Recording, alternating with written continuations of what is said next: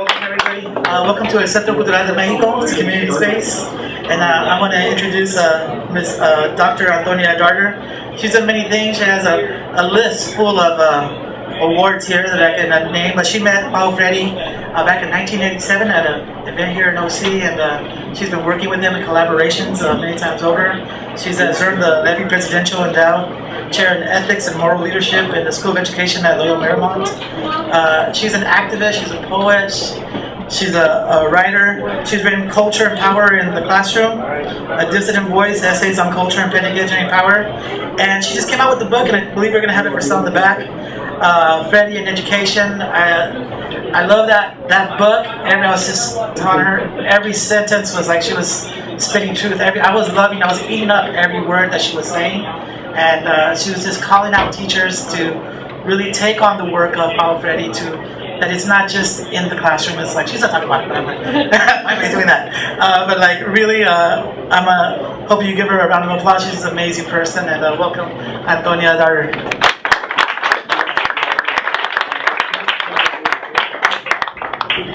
I always have to remind friends that it's actually Darder, and some of my friends tease me about it, but it's Darder.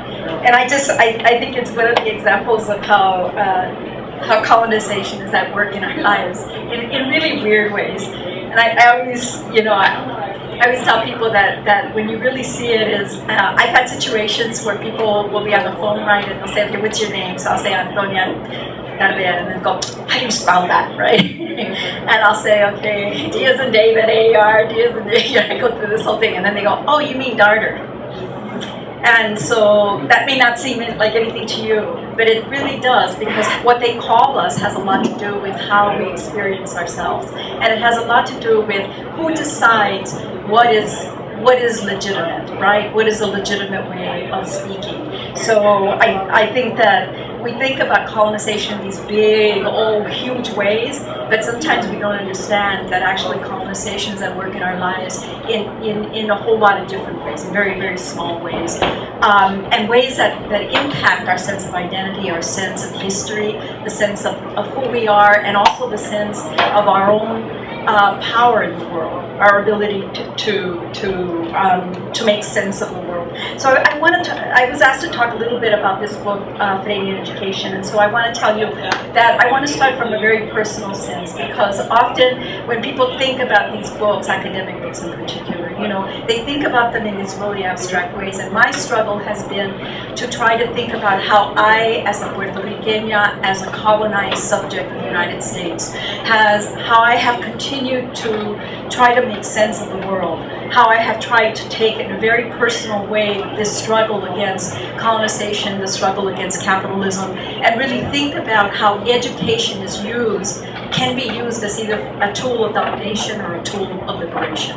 So why Freire's work was so important to me, it's been essentially that Freire talked about education as one of the few public spaces that we have left. I mean, and in these times, in neoliberal times in particular, as policies and practices essentially attempt to privatize every aspect of our life. I mean, we don't think, for example, we think of colonization again in these huge abstract ways, but we don't think about how our lives are colonized from the standpoint of even thinking that you have to be born at home, or that you have to die in a hospital.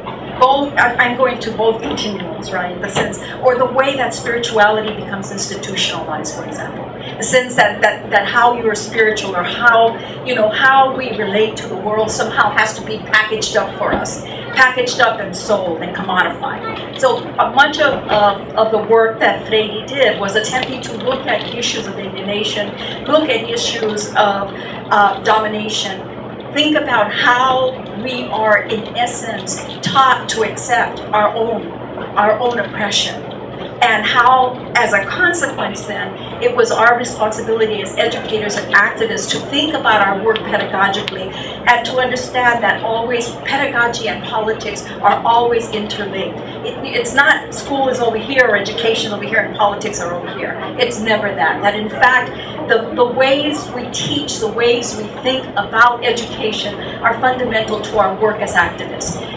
More importantly, I think that what always struck me about Freire was that he was a man who was coherent. And I think that for me, is always a challenge in our lives. Because one thing is to get up and to talk about the shit. I mean, you know, we can talk about all of this stuff, we can have wonderful words, that really at the end, if what we talk is not what we live, if we think that, for example, a pedagogy of liberation is only for the classroom, for those people that are teachers, but then we go out in the world and we treat people inhumanly, then I think we're challenged at that point to deal with our incoherence.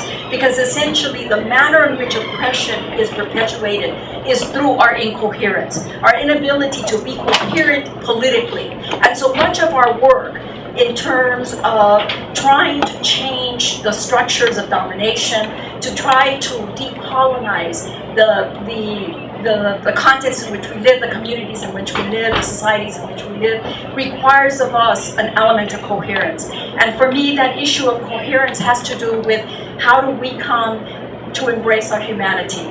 For Freire, much of what he talked about was that what education is supposed to be about is about humanizing. The sense, and what humanizing meant to him was the power for us to be, the freedom to be. And that if we think about how our kids are educated, what happens is if you look at little kids, you know, they're like, you know, they're just like, I mean, they're out there, right? Little kids are fantastic. To me, you know, if we want to remember what it's like to feel free, we need to check out little kids. I mean, we can learn so much from them. But it's a sense that they haven't become entrapped, encased in so many rules and so many elements that keep telling them, you know, how not to be or how to be. So the issue is so much about what does it mean for us to have the freedom to be. In addition to that, it's not just the freedom to be. It's also the sense of how do we respect the sovereignty and the autonomy of others, and how do we respect the sovereignty and autonomy of peoples, of nations, of people who have their own histories of struggle, their own ways of trying to make sense of the world. And I think that often we don't think about how epistemologically, in other words, how the way, the lens that we use to make sense of the world is completely complicit with oppression. So for example, Freire, this particular quote here, he essentially says, it's in Spanish, no, but essentially it's que estudiar es un acto de consumir, no es un acto de consumir ideas, sino crearlas y recrearlas. So that ideas are not, in fact, or education is not about consuming. But we don't think that the consuming mentality is part of the issue of colonization. And Scott was doing a workshop earlier. But the sense of consumir, that you consume, you take in, what Freire was essentially challenging us with his way of thinking, that it isn't about consuming ideas. Because at the moment you start thinking about consuming ideas, you're also consuming people. It's okay to consume people, it's okay to consume lands. And so from an ideological standpoint, what we had to begin to do is understand that knowledge had to be a construction that we were all involved together. So that the way we work, how we labor, is in relationship to the construction of knowledge, and a communal construction of knowledge, and a communal sense of ourselves. So it's not just about who I am as an individual. It is about who I am as an individual and how and who I am as a social being. So that I have a responsibility to myself, but not only to myself, I have a responsibility to you as well. And that living with that kind of ethics, there's a certain ethics when it's not just about me, right? That it is about us, how we come together, how we struggle together to make a different world, to make a more just world. You know, how I have been, in many ways, just lucky. I mean, that's all I can say. I mean, I grew up extremely poor. I grew up in extremely difficult conditions, and I have been kicking ass since I can remember, because there's no other way to put it. I mean, that's what you have to do. I mean, it's either you kick ass or you start being accommodating, and you begin to compromise yourself. And one of the crazy things, though, if you're going to kick ass right. Kick ass well. I mean, I'm serious. You know what you're doing, know how you're doing it, and know that it's not something that you can do by yourself. It's something that we have to do collectively and communally. I think that Freire's notion of social consciousness was significant to me in relationship to my work, in that it reminded me that to be conscious was something that we did in community. We become conscious with one another. That social consciousness is about our work together. Moreover, the sense of liberation was a sense that nobody can liberate me, nobody can liberate you. We have to liberate each other, that it is through our communal labor that we come to liberate one another, that we liberate each other, and we liberate in many ways the manner in which we have been colonized historically, and the manner in which we continue to be colonized socially and materially in this world. I think that the other piece is that many people often are taught in a very ahistorical way. So what the consequence of thinking ahistorically is we think the only thing that's important is what is happening right now, in this moment. We don't think that who we are today is linked to a long trajectory, to people who have struggled long before we were here. Or that we think that only what we're doing is important. Like we think, oh, I'm the only one that is struggling so hard. You know, it's bullshit. People are, I'm sorry, that people are struggling all around the world. I mean, wherever I go, there are people just like, I mean, there are people like you trying to come together, trying to make sense of what often it is insanity. Right? I mean, many times we're trying to make sense of insanity. I mean, when you think about the corruption, the economic corruption, when we think about the social corruption in which our societies are living in, when we think about particularly the manner in which capitalism has worked to essentially rob us of our humanity, that there is no other way to think about this but madness, a madness that is ensconced in greed. And so part of our work is how do we decolonize our own minds so that we're not aspiring to the very things that are part of the problem, that create the problem. And that's why I say that our struggle is always, it has to be well thought of. We've got to engage, and we have to do it with one another. I wanted to try to bring this small book out because I think that we need these ideas today just as much as when they first came out back in the 70s, right? When folks were talking about issues of colonization, when Mendy and Fanon and others were talking about questions of colonization. I also want to tell you that I was asked to do this book, and I said, okay, well, how am I going to do this book? And I said, that clearly I was going to do it from the standpoint of a person who is colonized. Because Puerto Rico continues to be a colony. It continues to be a colony. So I am a colonized subject, and that I would look at it not from the standpoint of kind of this universal sense of oppression, but I would look at it from the standpoint of the oppressed. And that I would begin then my discussion of it with a clear understanding that the responsibility for our liberation is our own historical task. Freire said that it is our task to liberate ourselves. Another big piece of Freire's work to me, beyond his questioning of capitalism and his engagement with questions of alienation, were how do we then enter into our work as activists? How do we enter into our work in education? For him, the issue of love, love as a political construct, not as a sentimentality, but as a political construct, as that element that allows us to create relationships of solidarity. And they're moral relationships of solidarity. The fact that I can care about others and that other people's lives are as important as my life has to do with my capacity and willingness and commitment to love myself and to love others and to love the world in which we live. Because in essence, it is through that love that we come then to understand that the world in which we exist doesn't have to be this way.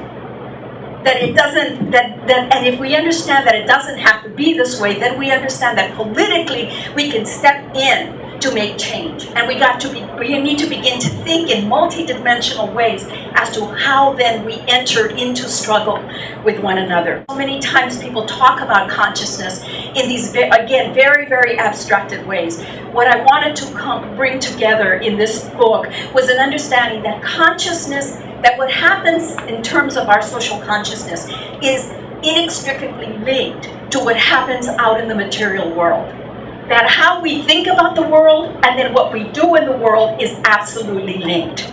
So for example, we cannot have structures of greed if people don't have ways of thinking that cause them to think or believe that being greedy is absolutely legitimate. Right? I mean, and that to counter that, we need to think about the world in different ways. We need to bring a different form of politics and a different sort of social consciousness to our work. And that through thinking differently, we begin to ask different questions. When you think of education not as a transferring of knowledge, right? I mean, Freire would talk about the banking. That the traditional ways of teaching are about banking, right? So if we move past that and we say no, knowledge or education is not about a banking way of teaching, but that in fact what education is about creating the conditions, creating the spaces for students to begin to experience themselves as true beings of their own lives, as true the sense of true makers of their own destiny. And I think that that's what's robbed from us. But I want to link it back to the issue of love, that often we think about love again in these real sentimental ways. I want to say that essentially, if we understand racism, if we understand patriarchy, if we understand homophobia and heterosexism and all these ways that are imperatives of capitalist oppression, essentially, that what we understand is that they are all ways that teach us how to not love.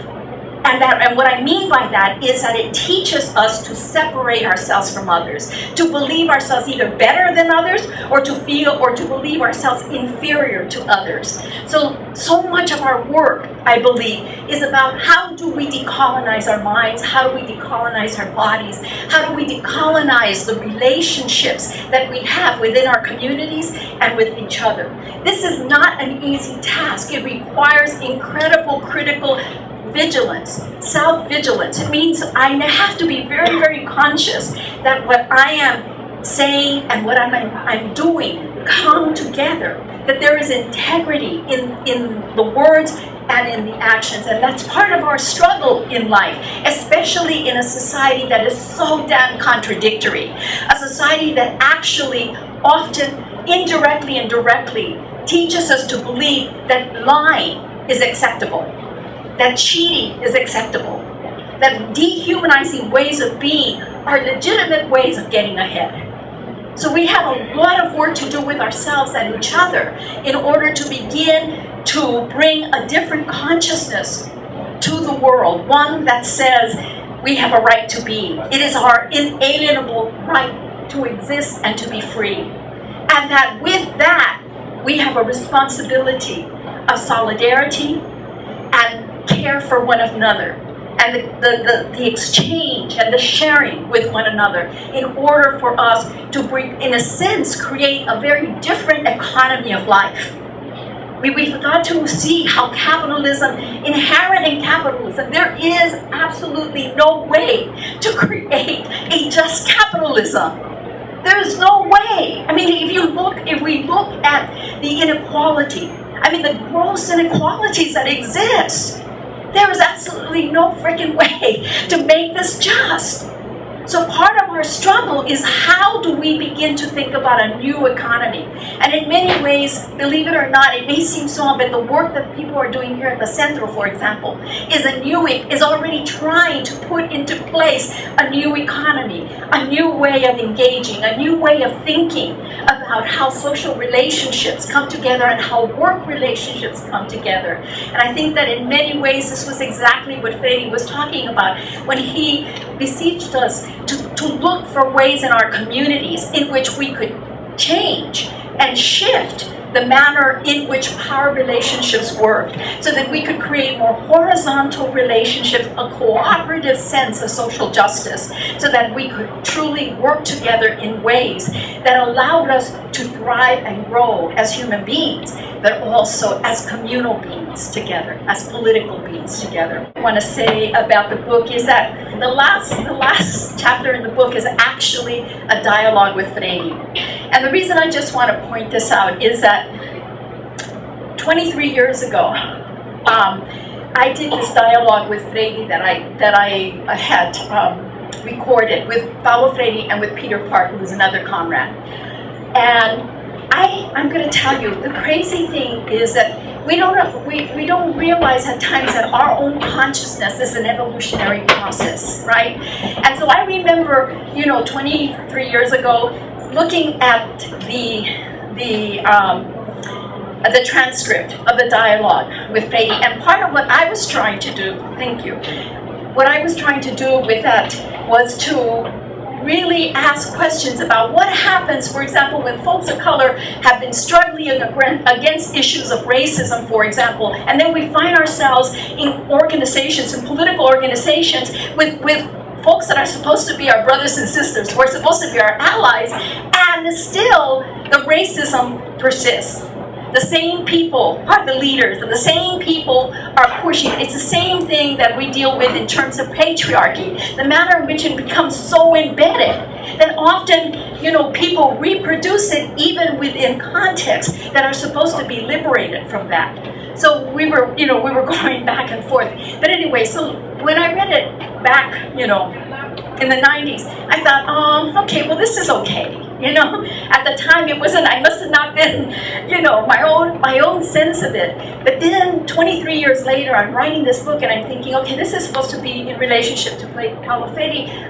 How do I bring his voice to, this is a book about his work. How do I bring his voice to an understanding that always, people's voices in one way or another have to come to play in order for the power of the work to happen, whether it's our own lives and our own political work or the work of other communities and other nations. So what happened is I ended up remembering that I had this particular file. So you could imagine 23 years, how you carry around boxes? I carry around boxes. So I had carried around this transcribed piece for 23 years, and I had, I had just forgotten. I just said, well, it's one of those things that just happened. And then I dug it out and I started reading it, and it just amazed me how well it would become the fourth chapter of this book. And all I have to say is that I think we have to have tremendous faith in ourselves as human beings, and we have to have tremendous faith in our labor, that even though in a particular moment things may not be coming together, sometimes we're already producing. We're doing incredible pieces of work that may not be for this moment, but that may in fact be for the future. And I think that often we get really frustrated, for example, when we're involved in struggles, and what happens, we feel like, oh, we lost. We lost because we didn't get exactly what we wanted. But for me, all of those struggles at the end are part of a long trajectory of human struggle as we work in terms of overturning colonialism, overturning capitalism, overturning oppression, and as we struggle together for a more just world. So I think I'm going to stop there and then just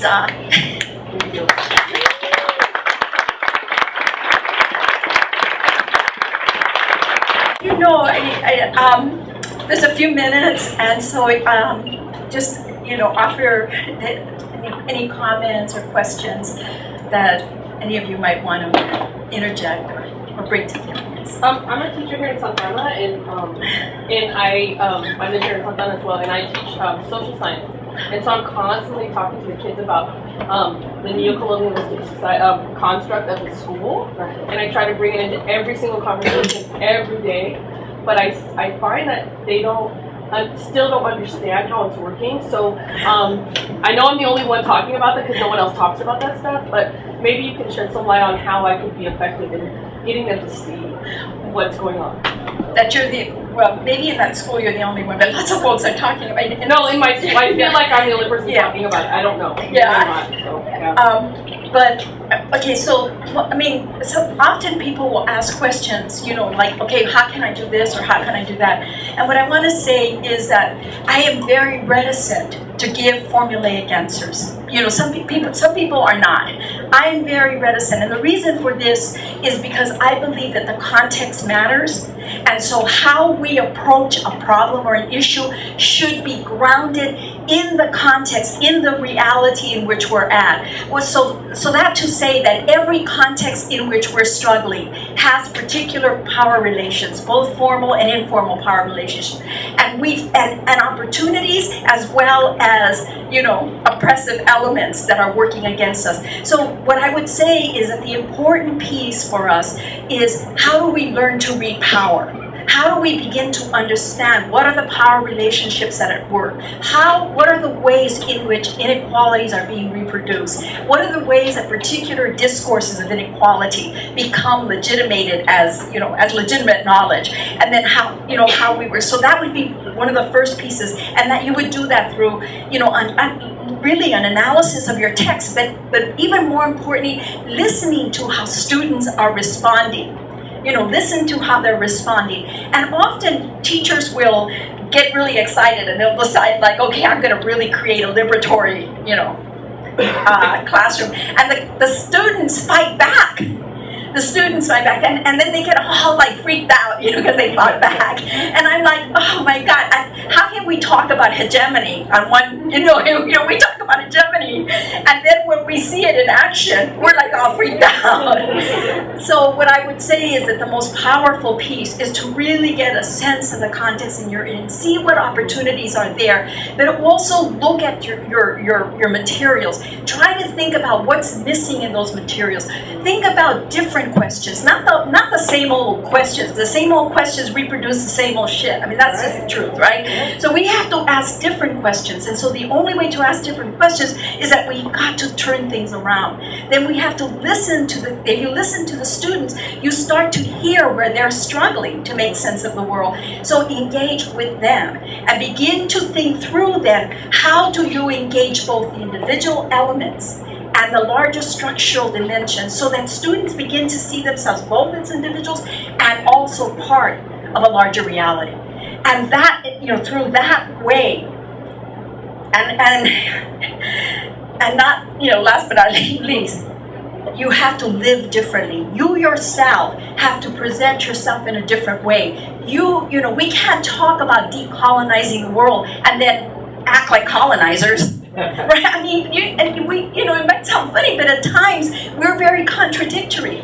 So it really demands for us to be conscientious about how we live and how we struggle in the world. Yeah. On that note, kind of, so from, it's like,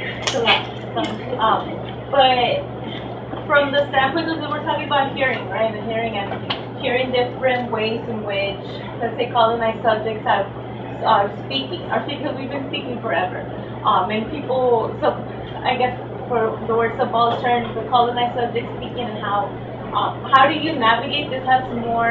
My question is more on, I guess, self-care and your emotions and spirituality in a way of how do you navigate knowing all of this stuff and being aware that that we've been speaking and that there's people here, like not here, but you know, everywhere that aren't listening. And so for me, I think that's been more of being aware of that and navigating those spaces of people not either. They're not willing, they're blatantly not willing to hear you. Right. They're not willing to look at themselves and reflect on themselves and see how maybe they think that they have the solutions and they're here trying to help us and save us, whatever. And then and youth are rebelling or we're speaking and they're not listening. So I mean, so maybe the ones who have good intentions, whatever, maybe the ones who don't give a fuck and are still like not hearing you. But how do you navigate as someone who's aware of that and who's committed to doing this type of work? How do you navigate? Okay, the first thing I want to say is that the way that I think about this and is that I think about ourselves as integral human beings. And what I mean by integral human beings is that at the same time as the spiritual dimension is at work, our spiritual faculties are at work, our intellectual faculties are at work, our emotional faculties are at work, our bodies are implicated in this process. So part of the struggle for us to reach coherence is where we're able to also activate all the elements, all our human faculties, in order to struggle. We need all of ourselves. We not only, it's not just a spiritual process. The spiritual process is part of a deep human process that brings all of the elements together. So the question from you, as I listen to you, I think from a very personal, if I just speak for myself, okay, for me, art has been a significant force because writing has been a significant force. Writing poetry, I have needed these other outlets in order to allow me to continue my political work in ways that permit me to remain coherent. But they also allow me not to go crazy. There's bad crazy. There's just crazy, the kind that ends up being self-destructive. And we can't pretend that in fact is not the case, because that is exactly what oppression does to us. It's a self-hating, deprecating, destructive force that is actually part of how this society works. Because if we're freaking killing ourselves and we're destroying ourselves, I'll tell you, we're not going to be fighting against those that we should be fighting against. We won't have the strength to do that. So part of your question for me is a deep question. It's about how each of us tend to ourselves, understanding that the way that we tend to ourselves is always the way we tend to others. Sometimes people say, oh no, I'm so good to other people. Oh, I care. I'm so compassionate to other people. But if we're not compassionate to ourselves, then there's an incoherence, because I am connected to you, right?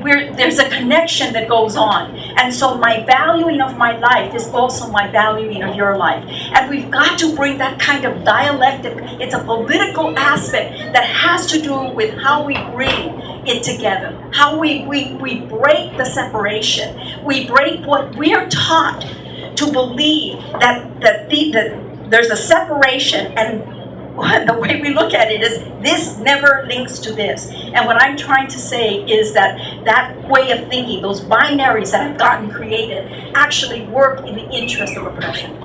So our work then in terms of healing is, how do we take care of ourselves? How do we take care of ourselves physically? How do we take care of ourselves emotionally? How do we take care of ourselves spiritually? How do we take care of ourselves in terms of our bodies? The other piece is that we're made to think that if we buy a product, it's going to take care of us. So if I buy this or I buy that, it's bullshit. You just spend a lot of money on shit you don't need. Oh, come on. I just bought a t-shirt. Yeah, I know. This is different. The intent. I want to go back to the intent. What is the intent? So the issue is that then about how do we nurture ourselves? Understanding that nurturing ourselves has to do with nurturing others as well. So there's this relationship that's there. What we often don't see is the manner in which capitalism actually reinforces a deep sense of narcissism. And a form of alienation that makes us then think of ourselves as objects rather than organic human beings. So part of the healing process, for example, when the women were talking this morning, and it was fantastic where I'm sitting back and I'm just, it's just so reinforcing and reaffirming in that through their labor together, they realize that there's a healing element that goes on.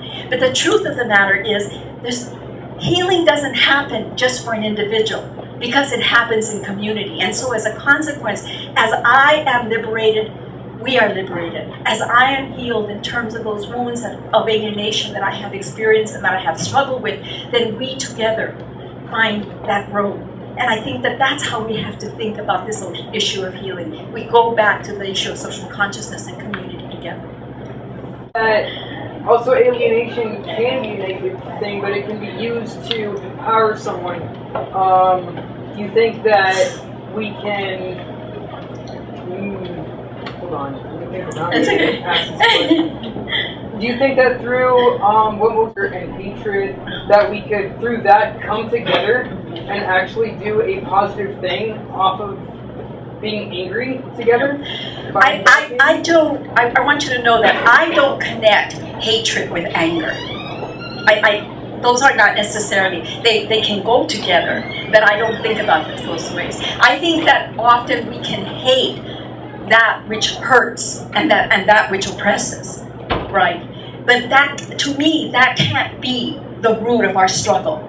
The root of our struggle and that freedom to be brings us into a different relationship with one another. I believe that being angry and struggling and even violence at times is not necessarily off the table. And that is a really hard piece. And let me explain it, because Freire wrote about the issue of violence. And what he tried to show was that we cannot think about the violence of the oppressor as being the same thing as a violence that erupts as a consequence of people just having, that's it, ya basta. Where there's an eruption that has to do with just no longer being able to withstand the oppression. Those are very, very different social phenomena, and he tried to bring that understanding to the table, because often, change, when we think about historical change, often it has been linked, and it was necessary. It was necessary, particularly within a society that is so violent. Because we live in a violent society that is, in many ways, people think of it subtly. We live in this kind of civilized violence, this civilized form of oppression. And part of the reason why we wonder why we're so damn, frustrated half of the time is because we're trying to navigate our way through. Often the only response is anger. Often the only response is to try to break out. So I don't create these binaries. I don't, because the truth of the matter is that all of those emotions are part of who we are as human beings. Part of the struggle for me around the question of alienation is when we become alienated to the point that our bodies no longer respond to dehumanization and oppression. That we can see somebody suffering in the street and we no longer respond to that person. Nothing happens inside of us. That is not, there's all this research being done in neuroscience. And it's crazy because what they're finding is you actually have to teach people to be oppressors. Right. That our own physiology actually moves against inequality. So you have to teach, you have to domesticate human beings to accept oppression. And that's part of the struggle that we're dealing with, is the ways in which we have been domesticated. And we want to think ourselves, so liberal, so whatever, so hip or whatever. The truth of the matter, after all, we start all looking the same. Ways in which we have to be much more thoughtful about the structures in which we're working, about the ways in which we are often domesticated without realizing. And that so much of our struggle is around how we free ourselves and each other in the process. Yes, sir. I want to thank you so much. You've been going for a while. I want to just take a break. Thank you. I really. I got this horrible back ache, right? So I'm like, just trying to hang in here. I just want to make a couple of comments. Please. As a teacher, one of the things I've done to engage students is autobiographies. And you can start them at 2 pages. I had kids going up to 20 pages in 9th grade. And it's really something that I think they can bring themselves into the classroom and share their culture, explore that kind of stuff. It's very empowering, I found. And I think Freire would also agree to that. The other thing I wanted to say is that I'm working on a book. It's called Cyborg versus the Earth Goddess, the domestic to domestication. So thank you for your talk, and again, I'm really proud. You know what, I want to just respond to one thing that you said, is that there's a great deal said about storytelling and stories. I mean, they're wonderful. We need stories. However, what I also want to say is what beyond the individual is when we bring those stories together and can create a deep social analysis, a structural analysis of how those stories of oppression are interlinked.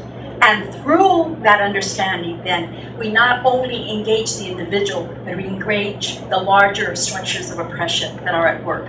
Without that, it's very difficult for us to be involved in a social movement that will allow us to struggle for change. Where's my am I done? Should I end, or somebody has to tell me to stop? Don't listen to him. He's my. Thanks for the lovely talk. I heard you say that about the process of healing and the process of decolonization of the mind in terms of education. Can you talk about how that process would be different in a school which is based in a privileged society, which would be called an oppressor society, as opposed to an oppressed country or culture? Yeah. So You know, is there a difference in those processes?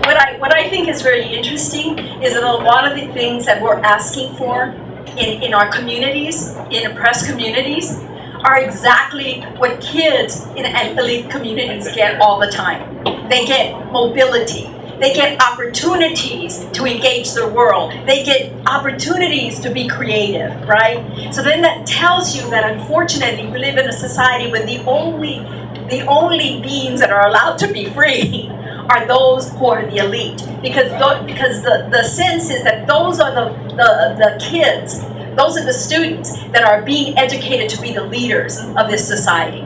So in many ways what we've got to do is we've got to turn that around and talk about, look, it isn't like we don't know what kids need in order to be creative, in order to learn, to bring those opportunities across the masses. And what I've seen over and over again is that that's not there. We need, for example, classrooms that don't just have one teacher trying to deal with 30 or 40 kids. It's ridiculous. I mean, you think about, we can say this is madness, that one teacher has to deal with kids. Is a small teacher to student ratio, right? I mean, this is talk about class formation in a very interesting kind of way. So we know that we need more adults involved with kids in a classroom situation. We need more opportunities epistemologically to open the field so that children are much more involved in their own learning, so that there's a sense that the learning isn't being put upon them, but that they themselves are involved in the construction of knowledge. And through that process, they're able to critically engage their environment and think about knowledge in ways that have to do with not just themselves, but their relationship to others and the relationship to the world. So, we could have a long conversation of what all of the different ways, how do we bring arts and music, and how do we bring opportunities for children to be involved horizontally in the governance of the classroom, for example. There's many, many ways that we could talk about that. But what we know educated and how elite children are educated, and we get a real sense of how that class formation is, how it evolves, and on top of that, in terms of meritocracy. So then how meritocracy allows everybody to believe that all of these kids are getting the same thing, when we know damn well that that's not going on. So it would be for a much longer conversation that I would be happy to have with you. I'm sorry. Yeah. So this is actually a follow-up question to what you asked. So I teach at UC Irvine, and we have a significant contingent of very, very privileged Porsche and Maserati driving students. And, I find it very difficult to cultivate modalities of critical consciousness when the benefits of privilege are so overwhelming. And so I am interested in hearing how it is there. I mean, from the panel that we had this morning with women, talking about struggle because you have to struggle, right? And then you have the people in power. Ask, because I think I'm like the worst person for you to ask that question. I think that if you really cared to answer that question, you would have to be willing to engage very privileged people who have committed class suicide and have decided to use their privilege in very, very different ways. And from that standpoint, then, begin to think about what that means pedagogically. Within the classroom, what it says to all of us is, to what extent do we create a context in which our students have to be reflective about the privilege that they hold, about how they participate in their own oppression, in the oppression of others, how racism, how patriarchy continues to live in the classroom and in our societies. So it has to do with the way in which we present our work and how we critique it and create the space for critique of that work. And that we're willing to challenge students. Because one of my greatest frustrations in terms of students who come from pretty privilege is that often those students will come into my class and they will expect some kind of privilege. But I mean, the sad thing about it is they're not even aware that they're positioning themselves and posturing a sense of privilege, which allows me no other thing to do but then to get frustrated and pissed off with how they are enacting their privilege and their racism, for example, in class privilege, in the very classroom, using the very classroom as the place where I engage and challenge that. So suddenly it's not just about the issue of class as an abstract concept, but it is about how it manifests itself within the very classroom that we are all involved. So our willingness to challenge those students and not be afraid that they're going to give us bad evaluations is a really important piece, because you know that that's part of the issue going on in these universities. Anyway, all right, you guys, thank you.